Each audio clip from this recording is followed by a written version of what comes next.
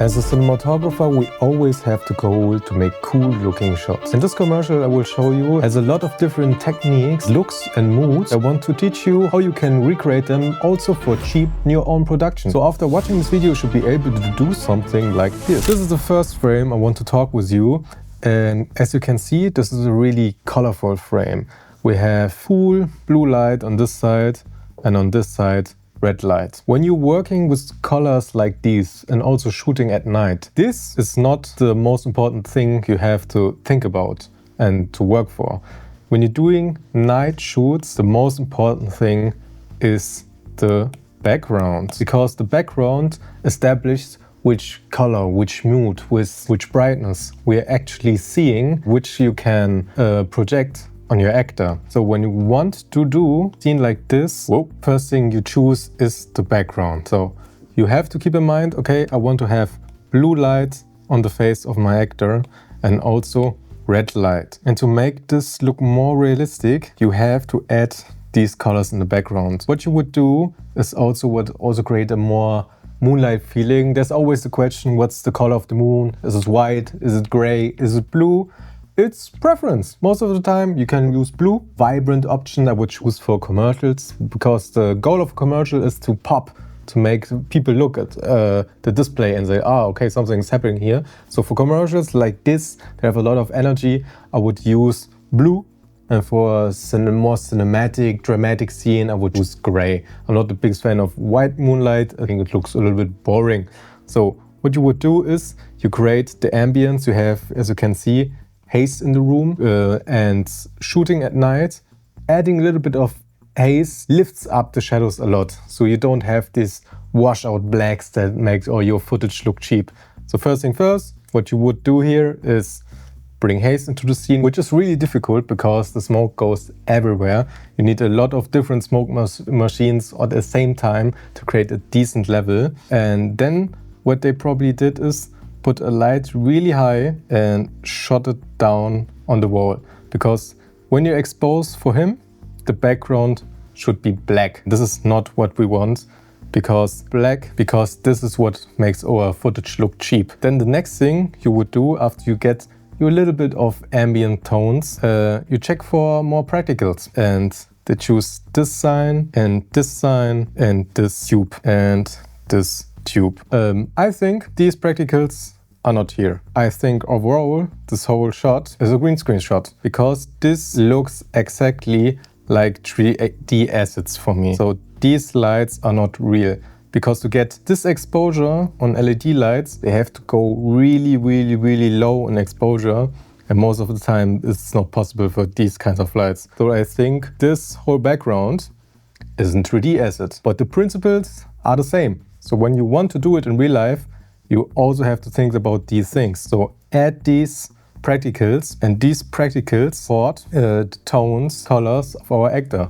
Normally, what you would do, I would put this sign over here so that this red light makes more sense. But in a commercial, it's really fast paced and pops a lot because of the colors. You can be a little bit more random, because it doesn't have to be realistic. It's a technique that you would normally use, which makes your shots look more real, exactly when you do VFX like this. But I think it looks great.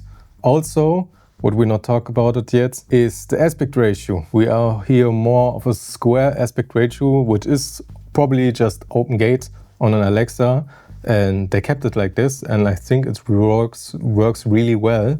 It's also aspect ratio that you can use for social media. Not always have to be 9:16. This is more of an aspect ratio that you can use on different things. It works on TV, it also works on your smartphone. It is a lot more fun to frame in a wider aspect ratio than in this one. And with this aspect ratio we have finally an excuse to shoot a little bit wider. Now we are in this office scene, and in this office scene the colors are a lot more muted. We only have this brown, yellowish colors on the clothes and everything. We have a little bit green color over there, but I don't think it matters. When you're trying to achieve a monochrome look, you always have to think about everything. So the clothes of your actors, one of the most important things for me. I don't let anyone on set foretell me what the actress is wearing, because it's a hit or miss for the whole scenery if your color grading is going to work, or in general your color palette. And as you can see, the ceiling here is probably normally closed.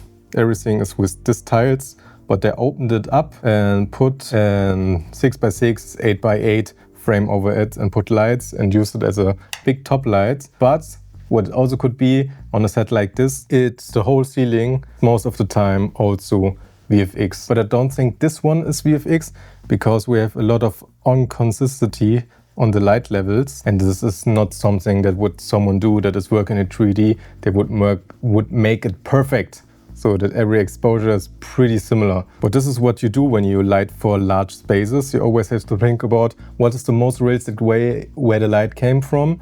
And in indoor sceneries, it's most of the time from above, because the lights are on the ceiling.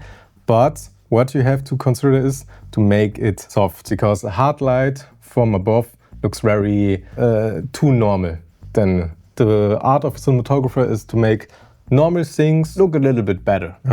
So they used, like I said, this huge softbox to get a little bit of ambience across the room, but they also had a little lamp in all these little office rooms to get a little bit more exposure on them and another point of interest. Now I will show you the close-up, and they used a really wide lens. Using wide lenses is also a thing a lot of people do in the commercial world, because it's an unnatural way of seeing things, and everything that is unnatural is for the normal audience something special, so they get more interested in it. So when you're shooting your next commercial and you're only using the range 24 or 20 to 75, try to get more to the extreme. Use a 200mm lens, use a 12mm lens. This will get you a lot more visual interest than normally. And here also the background, the windows, everything is CGI. When you have a controlled commercial like this, it's too expensive to get everyone in perfect conditions like this. You don't have the time to always shoot at blue hour. So what you do is you bring the person into a green screen studio, just build a little bit of the set. This is a lot less expensive than going with everyone to new locations and the crew and prep up time. It all adds up in the pre-production. So this is the way they do it. We have a really nice contrasty look. What they probably did is put a 6x6 frame and shot a huge sky panel through it. Something like a 120 sky panel, or maybe in 361, because the light is not that soft, but it have really nice textures to it. So I think they used something around 6x6 or a huge... Okay, my cat is falling. You're fine? Good. And we still have this huge top light, and you can clearly see it on the hands that the shadows go to the keyboard. So the most of the time for setting like this, huge source from the side, big top lights, fill in all those shadows. And now you can add a backlight to get a little bit of separation, but it's not that prominent most of the time. A lot of people really try to push the backlight, but it's actually, when you frame your shot right, you don't need it. So, like in my shot right now, I don't have a backlight. I placed myself strategically in this window so that you get a lot more separation from the background without using a backlight. You can add one, but it's not necessary. Here the next scene is an elevator scene. Everyone loves to do an elevator scene. But also here, most of the time, when you have the budget, this ceiling does not exist because it's really difficult. As you can see, you have this soft top light coming down. Where should you put it? So the light should be visible, but it's clearly not there. That's the reason, because the elevator only goes to this place, and maybe this could be real and only this is replaced. But I think the whole ceiling is VFX, because it's much easier to hide the light that way. And with the light, it's not done. To get that really moody feeling, you have to do a lot of post work and bring those walls down in post, bring him a little bit up exposure. Otherwise, you wouldn't get this nice contrasty look. Even if you do an egg crate, that your light is more focused, will get a lot of spill on the walls. So you always have to consider if something is more easy to do in post. It's not always an excuse, we do it in post, we do it in post. When you think about it and know, okay, we will do it in post beforehand, it's much more easy to work and faster on set. And what I also really like about this shot is the use of color contrast. Like I said before, they wanted to make a monochromatic look with these yellows and browns, this nice jacket, this nice shirt, with the skin tones, everything looks really similar. And then we have this pure green saturated Mountain Dew, which really pops in the scene and makes you realize with how important the color of your clothes is. Because when he would wear now a black suit, a blue suit or something like this, the bottle wouldn't pop. And the whole goal of our cinematographers is, in this commercial, to present the product. And this, I think, is one of the best ways to do it. If you liked this video, I really would appreciate if you subscribe to the channel for more cinematography breakdowns. My name is Mark Vanuli and we'll see you next time.